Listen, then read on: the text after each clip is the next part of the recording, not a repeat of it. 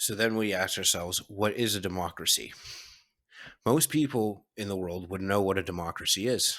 However, if we're going to go for a more formal definition, a democracy refers to the system of government that allows all eligible members of state, its citizens, to have a voice in their political progress, regardless of how the form of democracy functions. All democracies are based upon having say in how they wish to be governed. Inherent with democracies is the concept of freedom, which arguably represents the best and most important aspects of democracy. Since democracies are all about giving people the right to have a say in how they are governed, it is necessary for a true democracy to give people the freedom to do so. This is by far the most important part of democracies, and it is the standard that all democracies are held by. Freedom in democracy comes in a number of different forms, however. The most obvious, of course, is being the freedom to vote, and with that, the freedom to choose who you wish to represent you in government.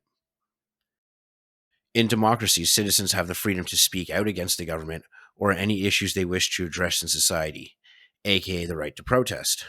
This naturally has to be part of democracies, as all citizens have a right to have a say in how they wish to be governed, regardless if that is what the majority agrees with. This means that governments cannot cause harm to people who speak out against them, as long as those people are not causing harm themselves.